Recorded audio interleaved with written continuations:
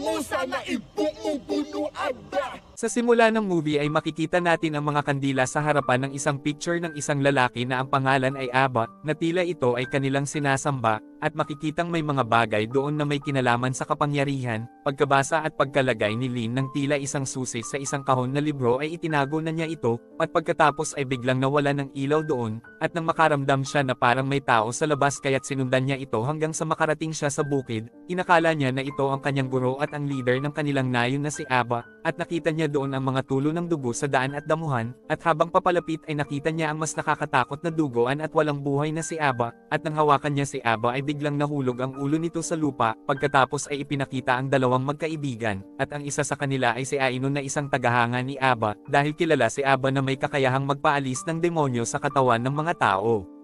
Gusto ni Ainon na maging katulad ni Aba kaya't kunwari niyang ginagaya ang panggagamot nito sa kanyang kaibigan na si Rini. Pagkatapos ay sinabi ng kaibigan nilang si Bagas na kung gusto niyong mapaalis talaga ang demonyo sa katawan ng isang tao ay kailangan niyong magdasal, at pagkatapos ay bumalik na sila sa kanilang tinutuluyang eskwelahan, at dito ay napanood niya sa balita na sinasabi ng mga tao na isang tagapaghatid ng mabuting balita si Aba, at mas lalo siyang humanga nang makita niya ang kakayahan nitong magpagaling at magpalayas ng mga sinasaniban ng mga diablo. Pagkatapos ay sinabi ng kanyang teacher na magdasal ka na at huwag mong masyadong pinaniniwalaan si Aba, dahil ang doktor lang ang may kakayahan na magpagaling sa mga taong may sakit, at sa nakaraan ay ipinakita si Aba, at makikitang may mag-ama na nakaupo sa labas, at sinabi niya sa kanyang anak na huwag kang mag-alala dahil magiging mayaman na tayo ngayon. Pagkatapos ay nagpunta na siya kay Aba, at inilagay na ni Aba ang kanyang isang kamay sa ibabaw ng isang kahon, at pagkatapos ay biglang sinaksak ito ni Aba kaya't nagdugo ito, at pagkadasal ni Aba ay bigla na lang gumaling ang malalim na sugat sa kanyang kamay, at nang buksan niya ang kahon ay nakita niya ang napakaraming pera sa loob nito, at sinabi niya na gusto ko pa ng marami, ngunit ngayon ay kailangan mo nang magbigay ng isang alay, at agad na pumayag naman ito sa kanya. At sa labas habang nagdarasal ang kanyang anak ay nilapitan ito ng isang diablo, at kinagabihan ay makikita natin na papauwi sila Ainon at si Rini. Sinabi ni Rini na may naiwanan siya sa palengke kaya't binalikan niya ito, at pagkaalis ni Rini ay nakita ni Ainon si Aba. Sinabi nito sa kanya na malapit ka na maging isang katulad ko. Pagkatapos hiwain ang leeg ay biglang nawala ito pagkadating ni Rini. At pagkauwi nila ay nalaman niya na namatay na si Aba, kaya't totoo ang kanyang pangitain kanina, at nalaman din niya sa kanyang teacher na anak pala siya ni Aba, dahil ibinigay lang pala siya ng kanyang ina sa kanyang teacher. Sinabi ng kanyang teacher na ayaw makita ng iyong ina si Aba, at nagalit si Ainon sa kanyang teacher nang malaman niya ito, kaya't nagdesisyon siya na pupuntahan niya ang burol ng kanyang ama na si Aba. Kinabukasan ay bumiyahe na silang tatlong magkakaibigan upang magtungo sa burol ni Aba, at habang nasa biyahe ay nakita ni Ainon ang isang diablo na nakatingin sa kanya sa daan, kaya't tinanong niya ang dalawa ngunit wala namang nakita ang mga ito.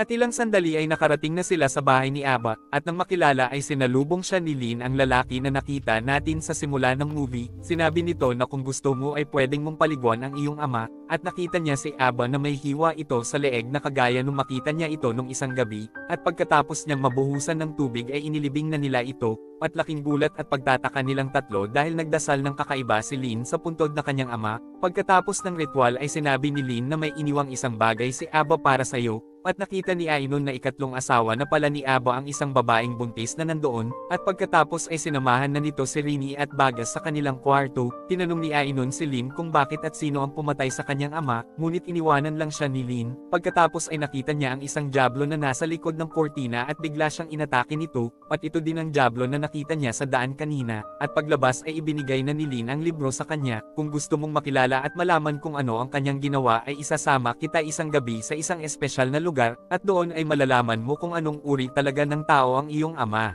Kinabukasan habang nagdadasal si Bagas sa moske ay bigla niyang nakita ang pugot na ulo ni Aba, at sinabi ni Rini na nalaman niya na matagal nang hindi mga nagdadasal ang mga tao doon, kaya't pinaninirahan ng mga diablo ang nayong iyon, at isang gabi ay ipinakita si Rini at Ainon sa isang kwarto, at aksidenteng nagupit ni Rini ng nail cutter ang kanyang daliri kaya't lumapit siya kay Ainon, at bigla nitong sinabi kay Rini na manampalataya ka sa akin. Samantala ay nakita naman ni Bagas ang isang Ainon sa labas, at pagpasok nila sa kwarto ay biglang nawala si Ainon na kausap kanina ni Rini. Ibig sabihin na isang diablo pala ang kausap niya kanina, at pagtingin ni Rini sa video ay nakita niya na wala naman pala siyang kinakausap, kaya't nang dahil sa sobrang takot ay inaya na nilang umuwi si Ainon, ngunit sinabi ni Ainon na gusto kong sundan ang yapak ng aking ama at kayo na lang ang umuwi.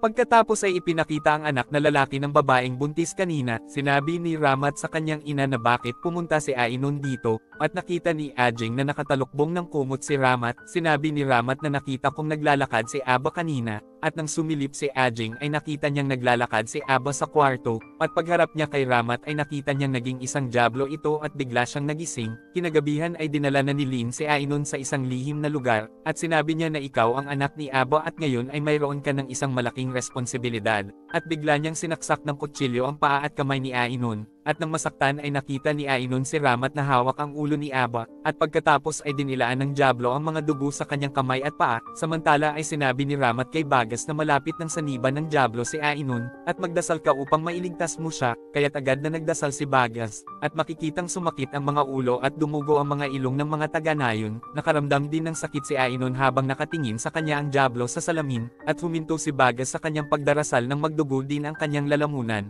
kaya't nang dahil dito ay naging normal na ulit ang lahat doon.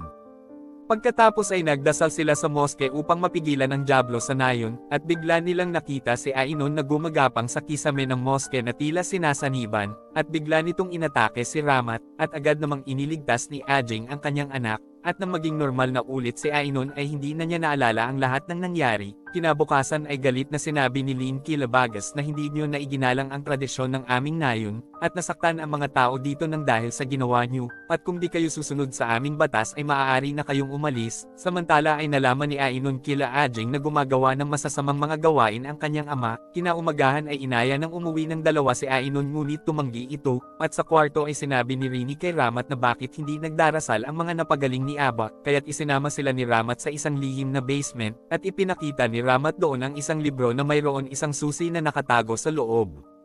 At ang susi na iyon ang ginamit nila upang buksan ang isang lihim na pinto sa basement. Pagkatapos ay nauna na si Bagas sa loob at nag-video naman si Rini, at nakita ni Rini ang picture ni Aba at nakakita din siya ng mga beads ng rosary na gumulong sa ibaba, at laking takot niya nang bigla siyang atakihin ng isang multo na nakatalukbong ng puting tela, at agad siyang hinila ni Bagas upang makaalis na doon, at nang buksan ni Bagas ang pinto ng isang kwarto ay bigla siyang hinila ng mga kamay na naglabasan sa pinto, kaya't agad silang tumakbo upang makatakas, at nang papalabas na sila ay biglang sumara ang bakal na pinto, at paglingon nila ay nakita nila ang mga tao sa kanilang harapan, nang dahil sa takot ay nagdasal si Bagas at biglang bumukas ang pinto, samantala ay makikita naman natin na naglalakad si Ainon na tila nawawala sa kanyang sarili, at sinundan siya ng mga taga-nayon at itinuturing nila na isa nilang leader si Ainon. Pagkatapos ay sinabi ni Ramat kay Ajing na kailangan na nating umalis dito dahil lumalala na ang sitwasyon, kaya't agad nang gumayak si Ajing upang makaalis na sila doon, samantala ay makikitang pinapagaling ni Ainon ang mga sakit ng mga taga-nayon.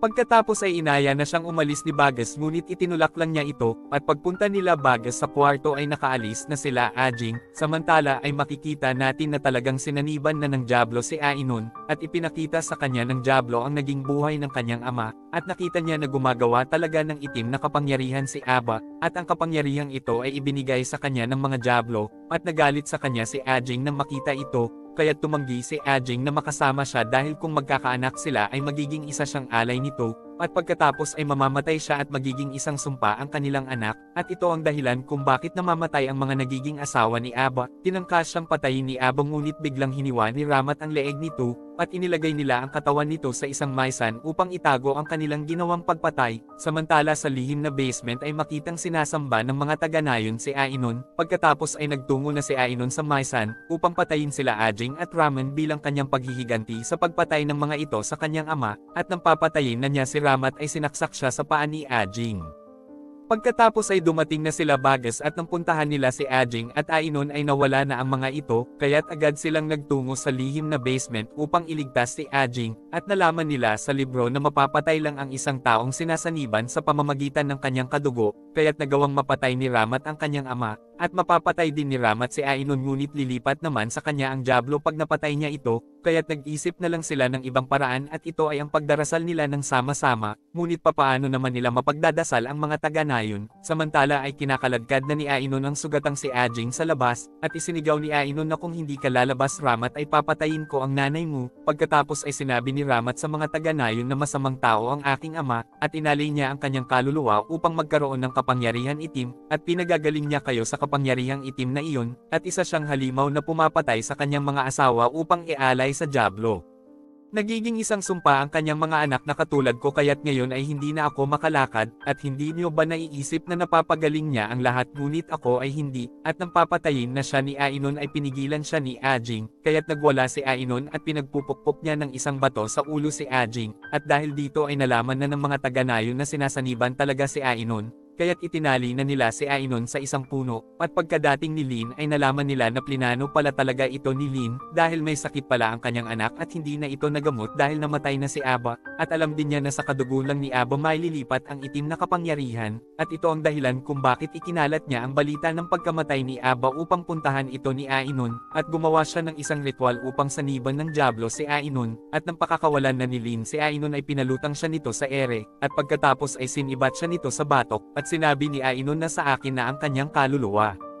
Nang makita ito ay agad na nagdasal si Bagas, at pagpunta nila Bagas sa basement ay nakita nila ang mga patay na mga nakabitin doon, at ito pala ang mga ginawang alay ni Aba sa Diablo upang magkaroon siya ng itim na kapangyarihan. Dumating doon si Ainon at kinontrol niya sila Bagas. Sinabi niya na nawalan na ng pananampalataya ang mga taga-nayon sa Diyos dahil sa akin na sila naniniwala ngayon. Pagkatapos ay nagdasal ng malakas si Bagas at sumabay na din ang lahat ng mga taga-nayon sa kanya, at dahil dito ay bumagsak si Ainon at biglang nagkikisay sa sahig, at sa wakas ay umalis na ang Diablo sa katawan ni Ainon. Pagkatapos nito ay nagbihis na sila at nagdasal na sila ng sama-sama, at humingi sila ng kapatawaran sa kanilang mga kasalanan, at nakita ni Rini na pumunta ang mga beads ng rosary kay Ainon at sinasaniban pa din pala ito, at tinutokso siya ng Diablo na sundan ang hiyapot ng kanyang ama, ngunit may pananampalataya si Ainon sa Diyos at patuloy siyang nagdarasal kaya't natalo ang Diablo at umalis na ito sa kanyang katawan, at kinabukasan ay inilibing na nila si Ajing at ang iba pang mga inalay ni Aba. Pagkatapos ay naging masaya na si Ainon nang magkita na ulit sila ng kanyang teacher na nagpalaki sa kanya,